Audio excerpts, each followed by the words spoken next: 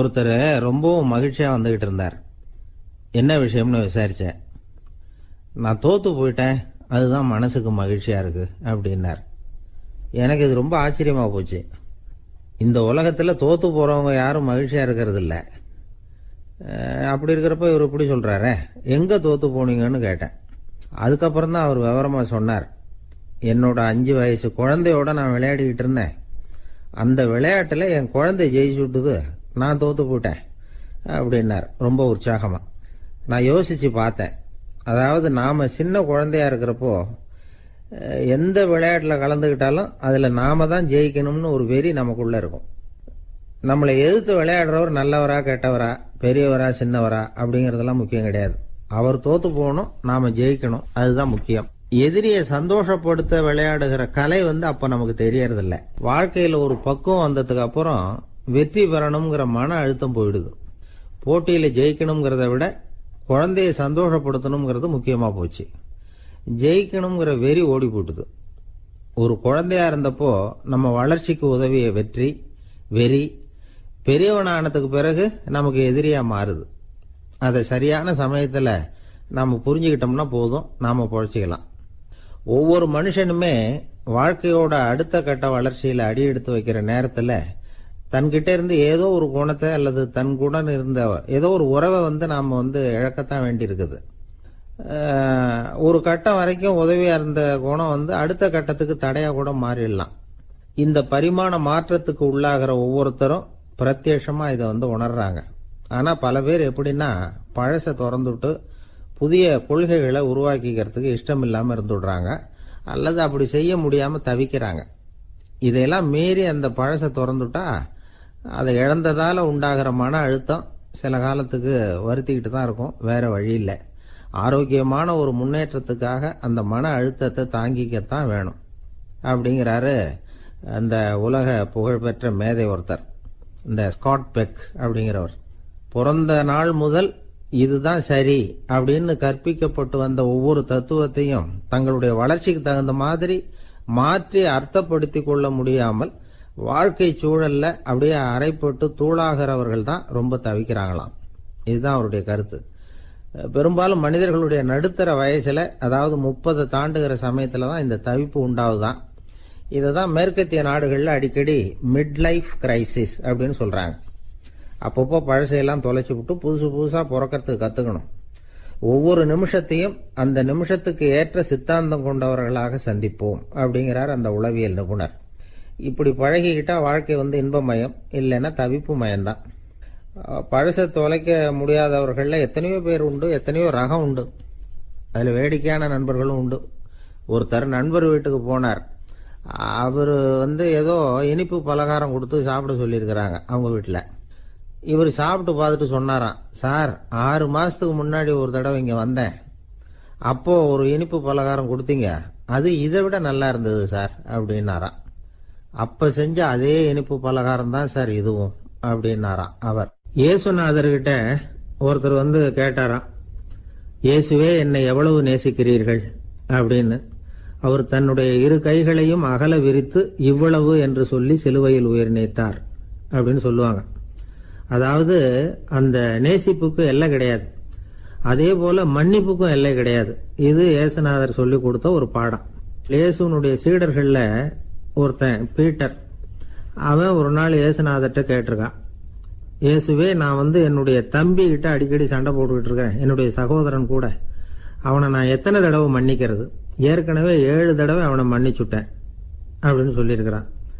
அப்போ இயேசு சொன்னாராம், மன்னிக்கிறதுக்கு எத்தனை தடவைங்கிற கணக்கெல்லாம் கிடையாது.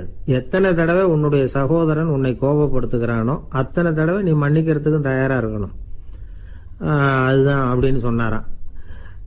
அப்ப இவனுக்கு ஒன்னும் புரியல, இது என்ன அவன் தப்பு பண்ணிக்கிட்டே இருப்பான், நாம மன்னிச்சுக்கிட்டே இருக்கிறதா அப்படிங்கறது மாதிரி குழப்பமா இருந்திருக்கிறான். அப்போ இயேசுநாதர் தன்னுடைய சீடன் பீட்டர் கிட்ட ஒரு கதை சொன்னாராம். அந்த கதை இன்றைக்கு நாம எல்லாரும் சிந்தித்து பார்க்க வேண்டிய ஒரு கதை. அதாவது மன்னிப்பை விரும்புகிறவர்கள் மன்னிக்கவும் தயாராக இருக்க வேண்டும் அப்படிங்கிறது தான் அந்த கதையினுடைய தத்துவம். அந்த இயேசுநாதர் சொன்ன கதை என்னன்னா, ஒரு மன்னர் இருந்தார். அவர் ஒரு நாள் அரண்மனையில் உட்கார்ந்து கணக்கு வழக்குகள்லாம் பார்த்துக்கிட்டு இருந்தார். நம்ம அரண்மனையிலேருந்து யார் யார் அரசாங்க கடன் வாங்கியிருக்கிறாங்க, யார் யார் திருப்பி செலுத்தி இருக்கிறாங்க அப்படிங்கிற விவரத்தையெல்லாம் பார்த்துக்கிட்டு இருந்தார். அப்போதான் புரிஞ்சுது, அந்த அரண்மனையில் வேலை செய்கிற ஒருத்தனே அரசாங்க கடன் வாங்கியிருக்கிறான். எவ்வளவு? 10,000 பொற்காசுகள் வாங்கியிருக்கான் கடன். இந்த 10,000 பொற்காசுகளை திருப்பி செலுத்தலை அரசாங்கத்துக்கு. இது மன்னர் கவனத்துக்கு வந்தது. உடனே நம்ம அரண்மனையில் இருக்கிறவனே அரசு கடன் வாங்கி திருப்பி செலுத்தாமல் இருக்கான், அவனை கூப்பிட்டு வாங்கன்னு சொல்லி கூப்பிட்டுட்டு வந்தாங்களாம். விசாரிச்சிருக்கிறாங்க, என்னப்பா நீ எவ்வளவு ஒன்று? ஆமாங்க 10,000 பொற்காசுகள் வாங்கியிருக்கிறேன், இன்னும் திருப்பி கட்டலைன்றான். உடனே அவர் மன்னர் சொல்லியிருக்கிறார், நம்ம சட்டத்திட்டப்படி நீ உடனே பணத்தை திருப்பி கட்டிடு. அப்படி உன்னால கட்ட முடியலன்னா உன்னுடைய வீடு வாசல் சொத்து சுகம் எல்லாத்தையும் விற்று அந்த பணத்தை அரசு கருவூலத்தில் சேர்த்துக்கிறதுக்கு நானே ஏற்பாடு பண்ணிடுறேன் அப்படின்னு அந்த மன்னர் சொன்னாராம். இவன் அப்படியே அதிர்ச்சி ஆயிட்டான், அப்படியே பொத்துன்னு காலில் விழுந்தானா.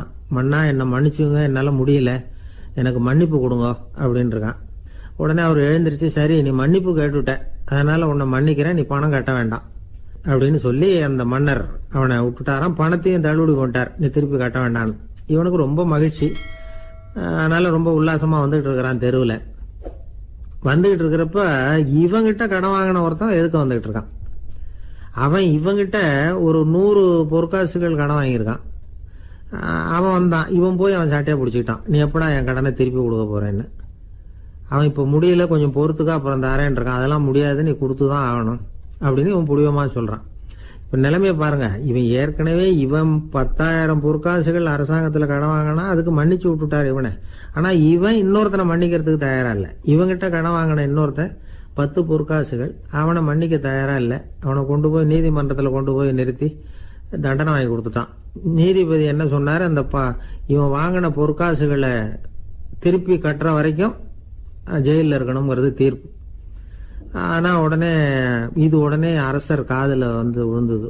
சொல்லிட்டாங்க, உங்ககிட்ட மன்னிப்பு வாங்கிட்டு போனானே ஒருத்தன், அவன் இன்னொருத்தனை மன்னிக்கிறதுக்கு தயாரா இல்லை, அவனை கொண்டு போய் ஜெயிலில் அடைச்சுட்டான் அப்படின்னு. உடனே மன்னர் பார்த்தார், இவனை மறுபடியும் கூப்பிட்டு வர சொன்னார். தபாரப்பா, நான் உன்னை மன்னிச்சு விட்டேன், ஆனா நீ இன்னொருத்தனை மன்னிக்கிறதுக்கு தயாரா இல்லை, அதனால என்னுடைய தீர்ப்பையும் மாத்துறேன், நீயும் அரசு கடன் தீர்ற வரைக்கும் ஜெயிலில் தான் இருக்கணும் அப்படின்னு சொல்லி ஜெயிலுக்கு அனுப்பிச்சுட்டாராம். இப்படி ஒரு கதையை இயேசுநாதர் தன்னுடைய சீடருக்கு சொன்னதாக ஒரு வரலாறு. அது என்ன, அதுல இருந்து நாம புரிந்து கொள்ள வேண்டியதுன்னா, நாம மன்னிக்கப்படணும்னு நாம விரும்புறோம்னா நாம இன்னொருத்தரை மன்னிக்கிறதுக்கு தயாரா இருக்கணும். அதனால நாம இன்னொருத்தரை யாரையும் மன்னிக்க மாட்டோம், ஆனா என்ன இன்னொருத்தர் மன்னிக்கணும் அப்படிங்கறது மாதிரி செய்யக்கூடாதுன்னு சொல்லுவாங்க. அது மாதிரி நாம இப்ப இது தப்பா புரிஞ்சுக்கிறவங்களும் இருக்கிறாங்க. பாவம் மன்னிப்புங்கிறதுலாம் எதுக்குன்னா, அதாவது மறுபடியும் பாவம் செய்யாம இருக்கிறதுக்காக தான். அதான் மன்னிக்கிறாரே அப்படிங்கிறதுக்காக மறுபடியும் பாவம் பண்ணிட்டு இருக்கிறது இல்லை. அதான் ஒருத்தர் கேட்டாராம், பாவத்திலிருந்து மன்னிப்பு கிடைக்கணும்னா நீ என்ன செய்யணும் அப்படின்னு கேட்டிருக்காரு. அதுக்கு அவன் சொல்லியிருக்கிறான், நான் முதல்ல பாவம் செய்யணும், அப்போதானே மன்னிப்பு கிடைக்கும் அப்படின்னு நானா. இப்படிப்பட்டவர்கள் தான் இன்னைக்கு உலகத்தில் அதிகமாக இருக்கிறாங்க. அதனால இந்த மன்னிப்பின் மகத்துவம்ங்கிறது இயேசுநாதர்ட்ட இருந்து தான் நாம புரிஞ்சுக்கணும். அந்த இயேசு சொன்ன அந்த மன்னிக்கிற மனோபாவம் இருந்தால் இன்னைக்கு உலகம் பூராவும் அமைதி பூங்காவாக இருக்கும். அதுல ஒன்றும் ஆச்சரியமே இல்லை, அதுல ஒன்றும் சந்தேகமும் இல்லை. அதனால மன்னிக்கிற மனோபாவத்தை நாம எல்லாரும் நமக்குள்ளே வளர்த்து கொள்ள வேண்டும் அப்படிங்கிறது தான் நாம இன்றைக்கு எல்லோரும் சிந்தித்து பார்க்க வேண்டிய ஒரு செய்தி. ஒரு வயசான அம்மா தெரு வழியா போயிட்டு இருந்தாங்க. அவங்க கையில எண்ணத்தையோ வச்சுக்கிட்டு அதை அடிக்கடி பார்த்துக்கிட்டே இருந்தாங்க. ஒருத்தன் மெதுவா அவங்க கிட்ட போய் கையில் இருக்கிறது என்ன அப்படின்னு எட்டி பார்த்தா அவங்க கையில 4 பல்லு இருந்துதான். இவன் ஆச்சரியமா அந்த அம்மாவை பார்த்தான். ஏம்மா, உனக்கு என்ன பைத்தியமா, ஏது இந்த பல்லு, இதை என்னத்துக்காக கையில வச்சுக்கிட்டு அலைஞ்சிக்கிட்டு இருக்கிற அப்படின்னு கேட்டிருக்கான். அதுக்கு அந்த அம்மா விவரம் சொல்ல ஆரம்பிச்சாங்களாம். இதை பாருப்பா, எனக்கு ஒரு மகன் இருந்தான், அவனை ரொம்ப செல்லமா வளர்த்தேன். அவனை தரையிலேயே நடக்க விடுறதில்ல, எப்பவும் தூக்கி வச்சுக்கிட்டு இருப்பேன். அவன் நல்லா பெரியவனாகி பள்ளிக்கூடம் போகிறப்ப கூட அவன் புஸ்தக மூட்டையை நான் தான் சுமந்துக்கிட்டு போவேன். பார்க்குறவங்க கூட கேலி பண்ணுவாங்க, ஏம்மா படிக்க போகிறது நீயா உன் பிள்ளையான்னு கேட்பாங்க. அவன் இன்னைக்கு எவ்வளவோ பெரிய மனுஷன் ஆயிட்டான், வெளிநாட்டில் பெரிய உத்தியோகத்தில் இருக்கான். சமீபத்தில் இங்கே வந்துட்டு போனான். ஒரு நாள் ஏதோ கோபத்தில் என்ன அரைஞ்சுட்டான். அப்போ இந்த 4 பல்லும் கீழே விழுந்துட்டுது. இன்னமும் கூட விழுந்திருக்கும், ஆனால் பல்லு தான் இல்லை. என் புள்ள அரைஞ்சதுனால விழுந்த பல்லு இல்லையா அது, அதனால இதை எப்பவும் என் கையிலேயே வச்சுக்கிட்டு ஆசையோடு பார்த்துக்கிட்டு இருக்கிறேன். அவன் தான் வெளிநாட்டுக்கு போட்டான், அவனை பார்க்க முடியாத ஏக்கத்தை நான் இந்த பல்லை பார்த்து போக்கிக்கிறேன் அப்படின்னு நாங்களாம் அந்த அம்மா.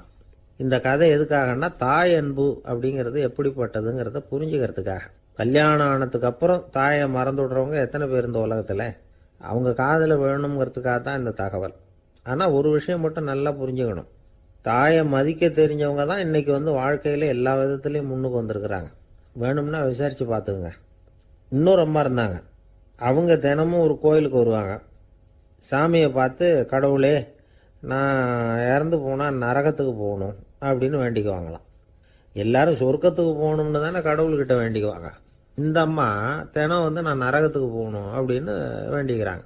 அங்கேருந்து அர்ச்சகருக்கு இது சந்தேகம். ஒரு நாள் அதை நேரடியாகவே அவங்கக்கிட்ட கேட்டுவிட்டார். அதுக்கு அந்த அம்மா பதில் சொன்னாங்களாம், ஐயா, எனக்கு கல்யாணம் ஆகி ரொம்ப நாள் வரைக்கும் குழந்தை பாக்கியம் இல்லாமல் இருந்தது. கோயில் குளம் எல்லாம் சுற்றி வந்தேன். ரொம்ப நாள் கழித்து ஒரு குழந்தை பிறந்தது, ஆண் குழந்தை. அவனை நான் ரொம்ப செல்லம் கொடுத்து வளர்த்தேன். அதோட விளைவு என்ன ஆச்சுன்னா, அவன் ரொம்ப மோசமாக ஆயிட்டான். கெட்ட பழக்க வழக்கம்லாம் கற்றுக்கிட்டான். அவன் இறந்து போனால் நிச்சயம் அவனுக்கு நரகம்தான் கிடைக்கும். அந்த அளவுக்கு கெட்டவன் அவன். அப்படிப்பட்ட காரியங்கள்லாம் பண்ணிகிட்ருக்கான், எனக்கு தெரியும். இவனுக்காக நரகத்தில் கூட யாரும் தயவு காட்ட மாட்டாங்க, தாட்சண்யம் காட்ட மாட்டாங்க. அதனால் இவனுக்கு முந்தி நான் இறந்து நரகத்துக்கு போயிட்டா அங்கே இவனை கவனிச்சிக்கலாமே, இவனுக்கு பணிவிடை செய்யலாமேன்னு பார்க்குறேன் அப்படின்னு நாங்களாம். அதனால தான் நான் நரகத்துக்கு போகணும்னு தினம் ஆண்டவனை வேண்டிகிட்டு இருக்கிறேன் அப்படின்னு கண்கலங்கி அந்த அம்மா சொன்னாங்களாம். அதுதான் தாய் உள்ளம்ங்கிறது. தாயின் பெருமையை சரியாக உணர்ந்துட்டா அவங்களுக்கு எப்பவும் எந்த கஷ்டமும் வராது. இது ஏதோ உபதேசத்துக்காக சொல்கிற வார்த்தை இல்லை, உண்மையான வார்த்தை. இந்த விவரத்தையெல்லாம் நண்பர் ஒருத்தர்கிட்ட சொல்லிகிட்டு இருந்தேன். அவர் கொஞ்ச நாள் கழித்து என்னை தேடி வந்தார். அவர் கையிலேயே 4 பல்லு வச்சுருந்தார். என்னங்க ஆச்சு, ஏதுங்க இந்த பல்லு அப்படின்னு விசாரித்தோம். உங்கள் உபதேசத்தை கேட்டுவிட்டு இந்த உலகத்தில் எல்லாரையும் தாயாக நினைக்க ஆரம்பிச்சிட்டேன். ஒரு அம்மாவை கடத்தரில் பார்த்து தாயேன்னு கூப்பிட்டேன். அவங்க உடனே பலார்னு என்னை அரைஞ்சிட்டாங்க. பல்லு விழுந்துட்டுது. அதை தான் பொறுக்கி எடுத்துக்கிட்டு நேராக உங்களை தேடி வந்துக்கிட்டு இருக்கிறேன்னார். தாயேன்னு தானே கூப்பிட்டீங்க, அதுக்கு ஏன் அரைஞ்சாங்க அப்படின்னு கேட்டோம். நான் தாயேன்னு கூப்பிட்டது அவங்க காதில் நாயேன்னு விழுந்துட்டு தான், அதுதான் இப்படி ஆயிட்டுது அப்படின்னார். ஊருக்கு வெளியில் அமைதியான ஒரு இடம், அங்கே ஒரு ஆசிரமம், அங்கே ஒரு சாமியார். அவர் தினமும் நல்ல போதனைகள்லாம் செய்வார். பல பேர் போய் அங்கேயே சில நாள் தங்கி இருந்து அவர் சொல்கிற அறிவுரைகளை எல்லாம் கேட்டுக்கிட்டு வர்றது வழக்கம். ஒரு தடவை அவரை பார்த்துட்டு போகிறதுக்காக 3 வெளியூர் தம்பதிகள் வந்தாங்களாம். அந்த மடத்திலேயே சாப்பிட்டுக்கிட்டு தங்கி இருந்து அவங்களுடைய போதனைகளை கேட்டுக்கிட்டு போகணுங்கிறது அவங்க நோக்கம். காலையில் குளிச்சுட்டு பூஜையில் உட்காந்தார் அந்த சுவாமி. இவங்களும் குளிச்சுட்டு அந்த பூஜையை பார்க்கறதுக்காக அவர் முன்னாடி உட்காந்தாங்க. பூஜை ஆரம்பமாச்சு. சம்பிரதாயப்படி அது ரொம்ப நேரம் நடந்துக்கிட்டே இருக்குது. இவங்களுக்கு நல்ல பசி இருந்தாலும் இந்த நேரத்தில் அதை எப்படி வெளியில் காட்டிக்கிறது? பேசாமல் இருந்தாங்க. அந்த சுவாமி பூஜையை முடித்தார். அதுக்கப்புறம் பேச ஆரம்பித்தார். பேச்சு அருமையாக தான் இருந்தது, அமிர்தமாக தான் இருந்தது. இருந்தாலும் இவங்களுக்கு இருக்கிற வயிற்று பசி அது சரியாக கவனிக்க விடலை. அந்த சுவாமியே இதை கவனிச்சதா தெரியல. இவங்களுக்கு மனசுக்குள்ள ஒரு எண்ணம், உள்ள சாப்பாடு தயாராகிட்டு இருக்கும் போல இருக்கு. இந்த பேச்சு முடிஞ்சது நம்மளை உள்ளே அழைச்சிட்டு போய் சாப்பாடு போடுவாங்கன்னு நினைக்கிறோம் அப்படின்னு இவங்களாம் நினச்சிக்கிட்டாங்க. ஆனால் சுவாமி இதை பற்றி எதுவுமே பேசலை, கண்டுக்கலை. ஒரு அம்மாவால் அதுக்கு மேலே சும்மா இருக்க முடியுமா? முடியல. சாப்பாட்டை கவனிக்கலாமா அப்படின்னு சொல்லி மெதுவாக ஆரம்பித்தாங்க. ஓ, கவனிக்கலாமே அப்படின்னு உள்ளே அழைச்சிட்டு போனார் சுவாமி. இவங்க ரொம்ப அவசரமாக எழுந்திருச்சு உள்ளே ஓடினாங்க. அங்கே ஒரு மேஜை மேலே ஒரு கிண்ணம் மூடி இருந்தது. ஓ, இதுதான் சாப்பாட்டு மேஜை போல இருக்கு, இங்கே சாப்பாடு வந்துடும் அப்படின்னு நினச்சாங்க. உடனே போய் சுற்றி உட்காந்துக்கிட்டாங்க. சுவாமி அந்த கிண்ணத்தை எடுத்து அந்த அம்மா கிட்ட கொடுத்தார். அவங்க அதை வாங்கி மூடியை திறந்து பார்க்குறாங்க. உள்ளே ஒரு சாவி இருக்குது. ஓ, சரிதான், இது சமையலறை சாவி போல இருக்கு. அங்கே போய் அதை திறந்து சாப்பாட்டை நாமே எடுத்துக்கிட்டு இங்கே வச்சுக்கிட்டு சாப்பிடணும் போல இருக்கு அப்படின்னு நினச்சாங்க. சாவி இருக்கு இல்லையா, வாங்க பூட்டு நிறையா காட்டுறேன் அப்படின்னு சுவாமி அவங்கள அழைச்சிட்டு போனார், காட்டினார். இவங்க அந்த அறையை ரொம்ப ஆவலோடு திறந்தாங்க. உள்ளே பார்த்தா அங்கே அரிசி, பருப்பு, விதவிதமான காய்கறி எல்லாம் இருக்குது. சமையலுக்கு வேண்டிய மிளகாய், எண்ணெய், பால், தயிர், நெய் இப்படி எல்லாமே இருக்குது. அடுப்பு, விறகு, நெருப்பு போட்டி அது கூட அங்கே இருக்குது. சாப்பாடு தயாராக இருக்கும்னு நினச்சிக்கிட்டு போனால் இப்படி இருக்குதே அப்படின்னு சொல்லி அதை பார்த்ததும் ரொம்ப சோர்ந்து போட்டாங்க அவங்க. சுவாமி, என்ன இது சாப்பாடு இல்லையா அப்படின்னாங்க. அதுதான் சாப்பாட்டுக்கு வேண்டிய எல்லாம் இங்கே இருக்குதே. அடுப்பு மூட்டி நீங்கள் தான் அவங்கவுங்க ருசிக்கு தகுந்த மாதிரி சமைச்சிக்கணும். இந்த சன்னியாசிக்கு எப்படி சமைக்க தெரியும் அப்படின்னு கேட்டார் சுவாமி. சாப்பாடு தயாராக இருக்கும்னு நாங்கள் எதிர்பார்த்தோம் அப்படின்னாங்க. நீங்கள் இப்படி சொல்லுவீங்கன்னு நானும் எதிர்பார்த்தேன். இது வரைக்கும் நான் எவ்வளவோ தத்துவம்லாம் எடுத்து சொன்னேன். எல்லாத்தையும் விட இதுதான் அனுபவபூர்வமான தத்துவம். ஆண்டவன் நமக்கு நல்ல மனசை கொடுத்துருக்கிறான், நல்ல வாய்ப்புகளையும் தந்திருக்கிறான், அதையெல்லாம் பயன்படுத்திக்கக்கூடிய மூளையையும் சிந்தனையையும் கொடுத்துருக்குறான். அதனால் அடுப்பை தான் நீங்கள் மூட்டணும், அடுப்பை நீங்கள் தான் மூட்டணும், உங்களுக்கு உகந்ததை நீங்கள் தான் சமைச்சு ருசித்து அனுபவிக்கணும். ஆண்டவனே அதை செஞ்சுக்கிட்டு இருக்க மாட்டான் அப்படின்னாராம் அந்த சுவாமி. நம்முடைய வாழ்க்கையில் பல நல்ல பலன்களை பெறறதுக்கு நாம் தான் முயற்சி பண்ணணும். அதுக்குரிய சூழ்நிலையைத்தான் ஆண்டவன் கொடுப்பானே தவிர அதை விளக்கறதுக்காக தான் அந்த சுவாமி அப்படி செஞ்சு காட்டியிருக்கிறார். இது ஒரு பெரியவர் இப்படி ஒரு விளக்கம் கொடுத்தார். அதுக்கப்புறம் அந்த 3 தம்பதிகளும் தெளிவடைஞ்சுட்டாங்களாம். நாம் தெளிவடைகிறது எப்போங்கிறது தான் தெரியல அப்படின்னு பல பேர் இதை கேட்டுட்டு சொல்லிட்டு இருக்கிறாங்க. இந்த கதையை நம்முடைய நண்பர் ஒருத்தர்கிட்ட சொன்னேன். அந்த நண்பர் ரொம்ப சந்தோஷப்பட்டார். நீங்கள் சொல்கிறது கரெக்டு சார், ஆனால் நான் அதை விட ஒரு படி மேலே சார். எனக்கெல்லாம் அரிசி பருப்பு இருக்கிற ரூம் எதுன்னு கையை காட்டிட்டா போதும், உடனே கிண்ணத்துலேருந்து சாவியை எடுத்து கொடுக்கணுங்கிற அவசியம்லாம் இல்லை எனக்கு. அப்புறம் எப்படி ரூமை திறந்துருவீங்க அப்படின்னு கேட்டேன். பூட்டை உடைச்சி திறந்துருவேன், அதுதான் எனக்கு பழக்கம் அப்படிங்கிறார். உலகத்தில் எது எதுக்கோ ஆராய்ச்சி கூடங்கள் இருக்குதுல்ல, அது மாதிரி தூக்கத்தை பற்றி ஆராய்ச்சி பண்ணுறதுக்கு ஒரு ஆராய்ச்சி கூடம் இருக்குது. அப்படி ஆராய்ச்சி பண்ணணும்னா அதுக்கு மூழ்கிக்கிட்டு இருக்கணும்ல. அதனால தான் அந்த ஆராய்ச்சி கூடம் இங்கே இல்லை, அமெரிக்காவில் பாஸ்டன் பல்கலைக்கழக மருத்துவமனையில் அது இருக்குது. அங்கே தூக்கத்தை பற்றி பலவிதமான ஆராய்ச்சிகள் பண்ணிகிட்டு இருக்கிறாங்க. அந்த ஆராய்ச்சி கூடத்தில் இயக்குனராக இருக்கிற ஒரு நிபுணர், அவர் என்ன சொல்கிறார் தெரியுமா? உங்களுக்கு தூக்கம் வரலையா, நீங்கள் நல்லா தூங்குறதுக்கு தாராளமாக சில யோசனைகளை என்னால் சொல்ல முடியும் அப்படிங்கிறார். யோசனை தானே, காசா பணமாக கேட்டு வச்சுக்கலாமே. உணவு, மனநிலை, தூங்கும் இடத்தோட சூழ்நிலை, படுக்கைக்கு செல்றப்போ உள்ள பழக்க வழக்கங்கள், இது காரணமாக ஒருத்தருக்கு தூக்கம் வராமல் போகலாம். தூக்கம் வராததுக்கு இதுதான் காரணம்னா அதையெல்லாம் சுலபமாக கட்டுப்படுத்தலாங்கிறார் அவர். தூக்கத்தை வரவழைக்கக்கூடிய ஒரு நல்ல மருந்து உடற்பயிற்சி. ஆனால் ஒன்று, படுக்க போகிற நேரத்தில் இது மாதிரி உடற்பயிற்சிகள் எல்லாம் செய்யக்கூடாது. கொஞ்சம் முன்னாடி பகல்லையே இந்த பயிற்சிகளை செய்கிறது நல்லது. தூக்கம் வராமல் அவதிப்படுறவங்க பிற்பகல் நேரங்களில் காஃபி, டீ இது மாதிரி பானங்களை சாப்பிடக்கூடாது. மது அருந்துறது கூட தூக்கத்தை பாதிக்கும். வெது வெதுப்பான நீரில் குளிக்கிறது, தியானத்தில் ஈடுபடுறது, ஓய்வாக இருக்கிறது, படுக்கிறது, அதாவது படுக்கிறதுக்கு முன்னாடி ஒரு குவளை பால் சாப்பிட்றது, இதெல்லாம் தூக்கத்தை வரவழைக்கிறது ரொம்ப உதவியாக இருக்கும். இன்னொரு விஷயம் என்னென்னா, தூங்கி ஆகணுமேங்கிற கவலை வேண்டியதில்லை. அப்படி நினச்சி கவலைப்படுறதை விட்டுடணும். தூக்கம் வரலையா, உடனே படுக்கையை விட்டு எழுந்திருக்க வேண்டியது. வெளியில் வாங்க, வேறு ஏதாவது வேலையில் ஈடுபடுங்க, கொஞ்சம் நேரம் உலாவுங்க, அல்லது ஏதாவது ஒரு புஸ்தகத்தை எடுத்து படிங்க. களைப்பு ஏற்பட்டால் மறுபடியும் படுக்கைக்கு போங்க, தூக்கம் தானே வந்துடும். ஒரு விஷயத்தை மட்டும் நல்லா ஞாபகத்தில் வச்சுக்கணும். படுக்கைக்கு போகிறப்போ உங்கள் மற்ற எல்லா பிரச்சனைகளையும் மறந்துடணும். அது எப்படி சார் முடியும், அந்த நேரம் தானே எல்லா பிரச்சனையும் வரிசையாக ஞாபகத்துக்கு வருது அப்படின்னு நாம் நினைக்கலாம். ஆனால் பழக்கத்தில் அதை நாம் மாற்றிக்க முடியும். கொஞ்சம் முயற்சி பண்ணணும், அவ்வளோதான். இது எல்லாமே ஆராய்ச்சி பண்ணி பார்த்துட்டு அந்த நிபுணர் சொல்கிற கருத்து தான். இன்னொரு விஷயமும் அவர் சொல்கிறார். அது என்னென்னா, உடல் கோளாறு காரணமாக தூக்கம் வராமல் அவதிப்படுறவங்களுக்கெல்லாம் இந்த யோசனைகள் சரியாக வராது அப்படிங்கிறார். அதுக்கெல்லாம் மருத்துவ சிகிச்சை கொடுத்து தான் சரி பண்ணணும். சில பேருக்கு நடு ராத்திரியில் மூச்சு திணறல் ஏற்பட்டு தூக்கம் வராமல் போயிடும். ஊரெல்லாம் தூங்குறப்போ தான் மட்டும் தூங்காமல் மூழ்கிட்டு இருக்கிறது, ஊரெல்லாம் மூழ்கிட்டு இருக்கிறப்போ தான் மட்டும் தூங்குறது, இது மாதிரி கோளாறுகளால் சில பேர் பாதிக்கப்படலாம். காலு தசை முறுக்கிக்கிறதுனால சில பேருக்கு அடிக்கடி விழிப்பு வரலாம். மன அழற்சி காரணமாக சில பேருக்கு தூக்கம் வராது. இது மாதிரி கோளாறுகளுக்கெல்லாம் அதுக்கு தகுந்த மாதிரி சிகிச்சை கொடுத்து தான் சரி பண்ண வேண்டியிருக்கும். எந்த கோளாறும் இல்லாமல் தூக்கம் வரலைன்னா ஆரம்பத்தில் சொன்ன முறைகளை கடைப்பிடிச்சு பார்க்கலாம். தூக்கம் வந்ததுன்னா யோசனை சொன்ன அந்த நிபுணருக்கு நன்றி சொல்லலாம். ஒருத்தர், ஏன் சார் பஸ்ஸில் தூங்குறது கெட்ட பழக்கமானு கேட்டார். இல்லையே, நான் கூட பஸ்ஸில் போகிறப்ப தூங்கிட்டு தானே போவேன் அப்படின்னார் இன்னொருத்தர். அப்புறம் ஏன் என்ன டிரைவர் வேலை வேணாம்னு வீட்டுக்கு அனுப்பி வச்சுட்டாங்க அப்படின்னாராம் அவர். ஒருத்தரை பார்த்து உன்னுடைய நண்பர்கள் யார் அப்படின்னு ஒரு கேள்வி கேட்டு பாருங்க. கொஞ்சம் யோசிச்சு பதில் சொல்லுவாங்க. அவங்க கிட்டேயே உன்னுடைய எதிரிகள் யார் அப்படின்னு கேளுங்க, கடகடன்னு ஒப்பிச்சிருவாங்க. நம்ம மனசு இருக்க, அது எப்படின்னா, நம்ம நண்பர்களை விட எதிரிகளை அது நல்லா ஞாபகத்தில் வச்சுக்கும். இது ஒரு ஆச்சரியமான உண்மை. உங்களால் நண்பர்களை மறந்துட முடியும், ஆனால் எதிரிகளை மறந்துட முடியாது. இது ஒரு வேடிக்கையான நிலைமை தான். அழகான தருணங்களை நாம் ஏன் மறந்துடுறோம்? இது இயற்கை. ஏன்னா நம்ம மனசு மலர்களை கவனிக்கிறது இல்லை, அதில் இருக்கிற முள்ளை தான் கவனிக்குது. தன்னை காயப்படுத்துகிற எதையும் அது உடனே கண்டுகொள்ளுது. ஒரு தெளிந்த சிந்தனை உடைய மனசு மிக அழகாக உள்ள எல்லாத்தையும் கவனிக்கும்.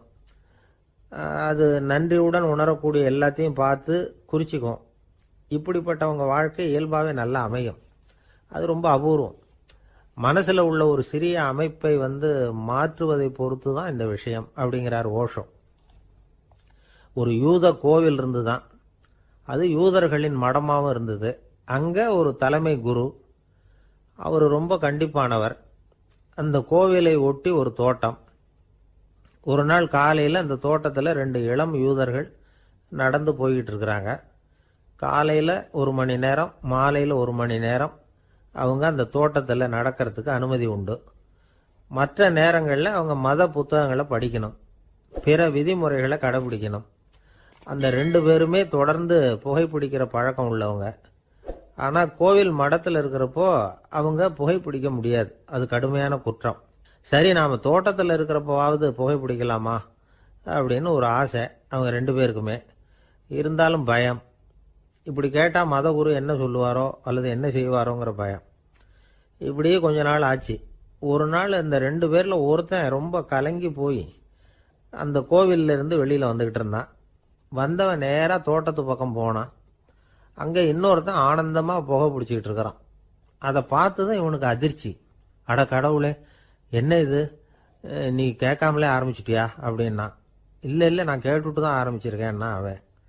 அப்படியா, என்ன மனுஷன் இவர், நானும் தான் கேட்டேன், என்ன கண்ணாமுன்னான்னு திட்டிவிட்டார். இது என்ன கோவிலா இல்லை நரகமா? உனக்கு புகை பிடிக்கணும்னு ஆசையாக இருந்தால் நரகத்துக்கு போகணும்னு சொல்லிவிட்டார். அது சரி, உன்னை மட்டும் எப்படி அனுமதிச்சார் அப்படின்னு கேட்டான் இவன். அவன் சிரிச்சுக்கிட்டே, நீ எப்படி கேட்ட சொல்லு அப்படின்னா. நாம் இந்த தோட்டத்துக்கு வர அனுமதிக்கப்பட்டிருக்கிறதே ஜபத்துக்காகத்தானே, அதனால் நான் ஜபம் சொல்லும் பொழுது புகை பிடிக்கலாமா அப்படின்னு கேட்டேன். அதுக்கு தான் அவர் சத்தம் போட்டு என்னை அடிக்கவே வந்துட்டார் அப்படின்னா இவன். நீ ஒரு மாதிரியாக கேட்டிருக்க, நான் வேற மாதிரியாக கேட்டிருக்கிறேன். ஜெபம் சொல்லும்போது புகை பிடிக்கலாமான்னு நீ கேட்டிருக்க. ஐயா, புகை பிடிக்கும் பொழுது ஜபிக்கலாமா அப்படின்னு நான் கேட்டேன். அதில் தப்பு ஒன்றும் இல்லை அப்படின்னு பதில் சொல்லிட்டார் அப்படின்னா. ஒரு சிறிய மாற்றம்தான் அது மிகப்பெரிய மாறுதலை ஏற்படுத்தி விட்டது. மனசு நல்ல விதமாக சிந்திக்க ஆரம்பிச்சுட்டுதுன்னா மகிழ்ச்சிக்கு பஞ்சம் இல்லை. ஒரு கஞ்சன் ஆற்றுல விழுந்துட்டான். வெள்ளத்தில் தத்தளிச்சுக்கிட்டு இருக்கிறான். கரையில் நின்ன ஒருத்தர், உன் கையை கொண்டா இப்படி பிடிச்சி இழுத்து கரையில் சேர்த்து விடுறேன்னார். எதையும் கொடுத்து பழக்கம் இல்லாத அவன் கையையும் கொடுக்க மாட்டேன்னுட்டான். இவர் பார்த்தார், உன் கையை கொடுன்னு சொல்றதுக்கு பதிலாக நான் என் கையை கொடுக்குறேன் பிடிச்சிக்கோ அப்படின்னார். அவன் கப்புன்னு பிடிச்சிக்கிட்டான், இழுத்து கரையில் போட்டார். என்ன சார், உங்கள் பையன் என்ன செஞ்சுக்கிட்டு இருக்கிறான் இப்போ அப்படின்னு கேட்டார் ஒருத்தர். அடிக்கடி கண்ணாடி முன்னாடி நின்று அழகு பார்த்துக்கிட்டு இருக்கிறான் சார் அப்படின்னாரு அப்பா. இளம் பருவம் இப்படி தான் இருக்கும், அதையெல்லாம் சாதாரணமாக நினச்சிடாதீங்க அப்படின்னாரு அவரு. என்ன சார் சொல்கிறீங்க, கண்ணாடி முன்னாடி நின்றுக்கிட்டு நேரத்தை வீணாக்கிக்கிட்டு இருக்கான், அதை ஒரு பெரிய விஷயமா நான் நினைக்கணுமா அப்படின்னாரு இவர்.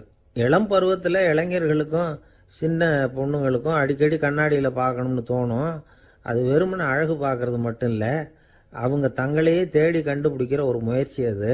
இது ஒரு மனோதத்துவ விளைவு. இது வரைக்கும் சின்ன பிள்ளையா இருந்துட்டோம், இனிமேல் நாமளும் மற்றவங்க மாதிரி மனிதர்கள் தான் அப்படிங்கிற உணர்வு அவங்களுக்கு வருது. தங்களோட முகம் எப்படி இருக்குது, அழகு எப்படி இருக்கு, உடம்பு நேரம் எப்படி இருக்கு, முடி எப்படி இருக்கு அப்படிங்கறதையெல்லாம் கண்டுபிடிக்கிறாங்க. அதுக்கப்புறம் இன்னொரு ஆணோ பொண்ணோ தன்னை கவனிக்கணும் அப்படின்னு நினைக்கிறாங்க. இதெல்லாம் மனோதத்துவ உண்மைகள், இதெல்லாம் இயற்கை. இதை பார்த்துட்டு பெற்றவங்க பிள்ளைங்க கெட்டு போட்டாங்க அப்படின்னு நினைக்கக்கூடாது, அவங்கள திட்டிக்கிட்டே இருக்கக்கூடாது. இன்னைக்கு பல குடும்பங்கள்ல இதுதான் நடந்துகிட்டு இருக்குது. மனுஷ வாழ்க்கையிலேயே இப்படியும் இல்லாத அப்படியும் இல்லாத ஒரு பருவம் இளம் பருவம். 13லேருந்து 19 வயசுக்கு உட்பட்ட ஆண்கள் பெண்கள் இந்த வகையை சேர்ந்தவங்க, டீனேஜ் குரூப். இவங்களை சின்னவங்கன்னு நினைச்சிட முடியாது, பெரியவங்கன்னு நினைச்சிட முடியாது. இவங்க ரொம்ப சென்சிட்டிவ். சமூகம் நினைச்சா இவங்களை நல்லவங்களாகவும் ஆக்கலாம், கெட்டவங்களாகவும் ஆக்கலாம். கொஞ்சம் அக்கறை எடுத்துக்கிட்டா பெரிய பெரிய மேதைகளையும் விஞ்ஞானிகளையும் உருவாக்கலாம். ஆனால் நடக்கிறது என்ன தெரியுமா, அநேகமாக இவங்களை யாருமே சரியாக புரிஞ்சுக்கிறது இல்லை, இவங்களை சரியாக நடத்துறதும் இல்லை. இது வரைக்கும் நாம் சொல்கிறத கேட்டுக்கிட்டு இருந்தான், இப்பெல்லாம் அவன் இஷ்டத்துக்கு நடக்க ஆரம்பிச்சுட்டான் அப்படின்னு வருத்தப்படுற பெற்றோர்கள் அதிகம். இது வருத்தப்படுற விஷயம் இல்லை, சந்தோஷப்பட வேண்டிய விஷயம். உங்கள் புள்ள சொந்தமாக யோசிக்க ஆரம்பிக்கிறதும் நடந்துக்க ஆரம்பிக்கிறதும் ஒரு தப்பான விஷயமா? அவன் கடைசி வரைக்கும் உங்கள் பேச்சையே கேட்டுக்கிட்டு இருக்கணுங்கிறது என்ன நியாயம்? இன்னைக்கு இளைஞர்களை பெரியவங்க தப்பாக புரிஞ்சுக்கிட்டு தவறாக நடத்துறதுனால தான் அவங்களுக்கு வெறுப்பு, எரிச்சல், மனக்கசப்பு எல்லாம் உண்டாகுது. பெற்றவங்க சரியாக மதிக்கிறது இல்லை அப்படிங்கிற ஒரே காரணத்தினாலேயே வீணா போகிற பிள்ளைங்க இன்னைக்கு அதிகம். சரி, பெற்றவங்களுக்கு இன்னைக்கு என்னதான் புத்தி சொல்ல வர்றீங்க அப்படின்னு கேட்குறீங்களா? நாம எதையும் சொல்ல வரல. ஆனால் அது சம்பந்தமான சில நிபுணர்கள் சொல்லியிருக்கிறத உங்கள் காதில் போட்டு வைக்கலாம். அது என்னன்னா, பிள்ளைங்க கிட்ட அன்பு செலுத்துங்க. குழந்தையா இருந்தப்போ எவ்வளவு பாசமாக இருந்தீங்க, வளர வளர அதை ஏன் குறைச்சிக்கிறீங்க? பெற்றவங்களின் அன்பான வார்த்தைகளுக்கு ஏங்குறவங்க தான் இன்றைய இளைஞர்கள். அவங்க எதை சொன்னாலும் அதை அக்கறையாக காது கொடுத்து கேளுங்க, அலட்சியப்படுத்தாதீங்க. அவங்க விரும்புறது உங்ககிட்ட இருந்து ஒரு மதிப்பு, மரியாதை, அங்கீகாரம், இவ்வளவுதான். அவங்க அவங்களாவே முடிவுகள் எடுக்கட்டும், அதுக்கு நீங்கள் உதவியா இருங்க, அது போதும். மற்றவங்க முன்னாடி, முக்கியமாக அவங்க நண்பர்கள் முன்னாடி அவங்கள பற்றி மட்டமாக பேசாதீங்க. அவங்க கிட்ட பொய் சொல்லக்கூடாது. நீங்கள் சொன்னது பொய்ன்னு தெரிஞ்சு போச்சுன்னா உங்கள் பேரில் அவங்களுக்கு இருக்கிற மதிப்பு போயிடும், நம்பிக்கை போயிடும். அவங்களுக்கு முன்னாடி நீங்கள் சண்டை போடக்கூடாது. உங்கள் பிள்ளைய எப்பவும் இன்னொரு பிள்ளையோட ஒப்பிட்டு பேசுகிற வேலையே வேணாம். கூட பிறந்த மற்றவங்களோட கூட ஒப்பிடக்கூடாது. இப்படி செஞ்சால் அவன் உங்ககிட்டையும் பிரியமாக இருக்க மாட்டான், அவங்ககிட்டையும் பிரியமாக இருக்க மாட்டான். புள்ள எங்கே போகிறான், என்ன பண்ணுறான் அப்படின்னுலாம் துப்பறிஞ்சிக்கிட்டு இருக்கக்கூடாது. இளைஞர்கள் தனிமையை விரும்புகிறவங்க. அவங்கள பெட்டியில் வச்சு மூடி பாதுகாக்கணும்னு நினைக்கக்கூடாது. அவங்கள எப்படி பாதுகாக்கிறது அப்படிங்கிறது அவங்களுக்கே தெரியும். உங்கள் புள்ள எப்படி நடந்துக்கணும்னு நீங்கள் எதிர்பார்க்குறீங்களோ அது மாதிரி நீங்கள் நடந்து காட்டுங்க, அது போதும். ஒரு வீட்டில் அப்பாவும் அம்மாவும் பேசிகிட்டு இருக்கிறாங்க. என்னங்க, நம்ம பொண்ணு பெரியவளாயிட்டா, அடிக்கடி கண்ணாடி முன்னாடி போய் நின்றுக்கிட்டு இருக்கிறா, சீக்கிரமாக ஒரு பையனை பார்த்து கல்யாணத்தை முடிக்காமல் இப்படி மசன்னு கல் மாதிரி உட்காந்துருக்குறீங்களே அப்படின்னு சத்தம் போட்டாங்க. அந்த அம்மா, அவசரப்படாத, பார்க்கறதுக்கு கண்ணுக்கு அழகா லட்சணமா புத்திசாலியா ஒரு பையன் கிடைக்க வேணாமா, அதுதான் பார்த்துக்கிட்டு இருக்கிறேன் அப்படின்னாரு அப்பா. இதுக்கு அந்த அம்மா சொல்றாங்க, எங்க அப்பா இப்படியெல்லாம் நினைச்சுக்கிட்டு இருந்திருந்தா எனக்கு கல்யாணமே ஆயிருக்காது தெரியுமா அப்படின்னாங்களாம். 1816 வருஷம் செப்டம்பர் மாதம் 11ஆம் தேதி பிரான்ஸ் தேசத்தில் உள்ள ஒரு மருத்துவமனை. அங்கே ஒரு இளம் டாக்டர் கொஞ்ச நாளைக்கு முன்னாடி தான் அந்த ஆஸ்பத்திரியில் புதுசாக வேலைக்கு சேர்ந்துருக்கிறார். அவர் பேர் ரெனே லெனக். அவர் அன்னைக்கு காலையில் அந்த மருத்துவமனையில் அப்படியே ரவுண்ட்ஸ் வந்துக்கிட்டு இருக்கிறார். வார்டில் ஒரு படுக்கையில் ஒரு இளம் பெண் படுத்திருக்கிறா. அந்த பொண்ணுக்கு இருதய நோயாக இருக்கலாம்ங்கிறது மற்ற டாக்டர்கள் சந்தேகம். அந்த காலத்துல எல்லாம் ஒருத்தருடைய இருதய துடிப்பை தெரிஞ்சுக்கணும்னா நோயாளியின் மார்பில் டாக்டர் காதை வச்சு பார்த்து தான் தெரிஞ்சுக்கிறது வழக்கம். ஆனால் இந்த பெண்ணும் இளம் பெண், அந்த டாக்டரும் புதுசாக சேர்ந்துருக்கிறவர். அதனால் பரிசோதனை பண்ண தயங்கினார். கொஞ்ச நேரம் யோசனை பண்ணார். திடீர்னு ஒரு ஞாபகம் வந்தது அவருக்கு. அதாவது அன்னைக்கு விடியற் காலையில் தோட்டத்தில் அப்படி வாக்கிங் போயிட்டு இருந்தப்போ சின்ன பசங்கள்லாம் ஒரு மரக்கட்டையை வச்சு விளையாடிட்டு இருந்தாங்களாம். அதை இவர் பார்த்துருக்கிறார்.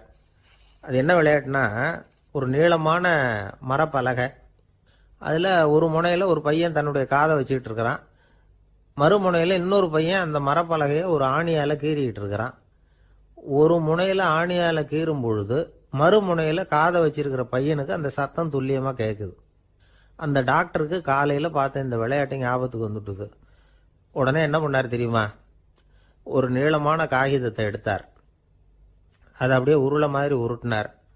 ஒரு முனையை அந்த நோயாளியின் மார்பில் இடது பக்கம் வச்சார், இன்னொரு முனையில் தன்னுடைய காதை வச்சார். என்ன ஆச்சரியம்! நோயாளியின் மார்பில் நேரடியாக காதை வச்சு கேட்கறத விட துல்லியமாக கேட்டுது இதய துடிப்பு. இதய துடிப்பு மட்டும் இல்லை, மூச்சு இழுத்து விடுறது, திரவ பொருள்களின் அசைவு, எல்லா சத்தமும் தெளிவாக கேட்குது. கிரேக்க மொழியில் ஸ்டெத்தாஸ் அப்படின்னா மார்பு, ஸ்கோப்பின் அப்படின்னா பார்ப்பதுன்னு அர்த்தம். அதனால டாக்டர் ரெனே லெனக் தான் கண்டுபிடிச்ச கருவிக்கு ஸ்டெத்தஸ்கோப் அப்படின்னு பேர் வச்சார்.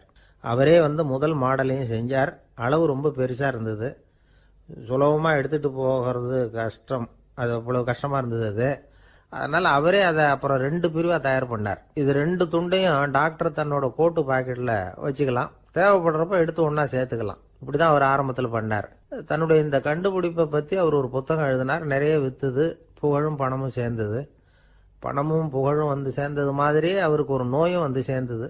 அது என்ன நோயின்னு கண்டுபிடிக்கிறதுக்கும் அவர் கண்டுபிடிச்ச கருவி தான் உபயோகப்பட்டு தான். அவரே அதை கண்டுபிடிச்சார். அவருக்கு வந்திருந்தது காச நோய். 1826 வருஷம் ஆகஸ்ட் மாதம் 13ஆம் தேதி உலகத்தின் முதல் ஸ்டெதஸ்கோப்பை கண்டுபிடிச்ச டாக்டர் ரெனே லெனக் காலமானார். அவர் சாகிறதுக்கு முன்னாடி மரத்தால் செஞ்சு வச்சிருந்த ஸ்டெதஸ்கோப்பை தனக்கு வேண்டியப்பட்ட ஒரு டாக்டர்கிட்ட கொடுத்து, என்னுடைய சொத்துக்கள்லேயே ரொம்ப வசந்தது அப்படின்னு சொன்னாராம். அதுக்கப்புறம் 3 வெள்ளைக்காரங்க சேர்ந்து இந்த கருவியில் சில மாற்றங்களை பண்ணாங்க. ஆனால் 1829 லண்டனில் டாக்டர் நிக்கோலஸுங்கிறவர் ஒரு காதால் இதய துடிப்பை கேட்கறத விட டாக்டர் 2 காதாலையும் கேட்கறது தான் சரியா இருக்கும் அப்படின்னு ஒரு கருத்தை வெளியிட்டார். அதுக்கப்புறம் ரொம்ப காலம் கழிச்சு 1852 ஜார்ஜ் காமான் அப்படிங்கிறவர் ரப்பர் டியூப்களை உபயோகப்படுத்தி 2 காதாலையும் கேட்கற மாதிரி ஒரு புதிய வடிவத்தை அதுக்கு கொடுத்தார். அதுக்கு பிறகு அது படிப்படியா எவ்வளவோ மாற்றங்கள் இருந்தாலும் ஆரம்பத்தில் டாக்டர் ரெனே லெனக் உருவாக்கின அடிப்படை மாடலை யாரும் மாற்றி அமைக்கலைங்கிறது தான் முக்கியமான விஷயம். நமக்கு தெரிஞ்ச ஒரு ஆஸ்பத்திரி, அதில் ஒரு நோயாளி, காலை நேரத்தில் நர்ஸு அந்த பக்கமாக போயிட்டு இருந்தாங்க. அதை பார்த்துட்டு ஒரு நர்ஸுன்னு கத்துறார். நர்ஸு அவசரமாக ஓடி வந்து என்ன விஷயம்னு கேட்டாங்க. சிஸ்டர், இங்கே பாருங்க, உங்கள் டாக்டரை என் நெஞ்சில் ஒரு காதை வச்சு கேட்டுக்கிட்டு இருக்கிறார் அப்படின்னார் நோயாளி. சிஸ்டர் பதட்டப்படாம, அதனால என்ன, இந்த டாக்டர் பழமையான விஷயங்கள்ல ரொம்ப நம்பிக்கை உள்ளவர், அதனால ஸ்டெதாஸ்கோப்பை உபயோகப்படுத்தாம காதை வச்சு கேட்கிறார், அது ஒன்றும் தப்பு இல்லை அப்படின்னாங்களாம். ஐயோ, அதுக்காக இல்லை சிஸ்டர், இவர் என் நெஞ்சு மேல தலையை வச்சது நேற்று ராத்திரி 9 மணி, இப்போ விடிஞ்சு போச்சு, இன்னமும் தலையை எடுக்கவே இல்லை, அதுக்காக தான் சந்தேகப்பட்டு உங்களை கூப்பிடுறேன் அப்படின்னாராம். அரேபிய நாடு, அங்க ஒரு ஆட்சி தலைவர், அரேபிய நாட்டு ஆட்சி பொறுப்பை ஏத்துக்கிட்டவர். அவர் வந்து ஆட்சி பொறுப்பை ஏத்துக்கிட்ட பிறகு ஒரு நாள் ஒரு தெருவில் நடந்து போய்கிட்டு இருந்தார். அவர் தோளில் ஒரு பெரிய துணி மூட்டை, அதை சுமந்துக்கிட்டு கடத்தெருவை நோக்கி அவர் போய்கிட்டு இருக்கிறார். வழியில் அவரை சந்திச்சார் உமர். அவர் கேட்டார், கலீஃபா அவர்களே, எங்க புறப்பட்டுட்டீங்க அப்படின்னு கேட்டார்.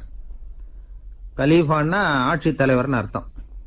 இதுக்கு அவர் சொன்னார், நான் வந்து துணி வணிகம் செய்யறவன், அதனால துணி வியாபாரம் செய்யறதுக்காக போயிட்டு இருக்கிறேன்னார்.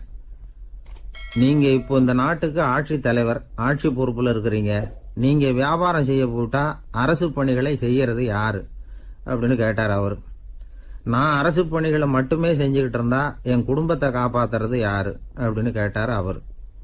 இப்படி கேட்டவர் யார் தெரியுமா? அவர் தான் அபூபக்கர், இறை தூதர் முகமது அவர்களுக்கு பிறகு கலீஃபாவாக தேர்ந்தெடுக்கப்பட்டவர்.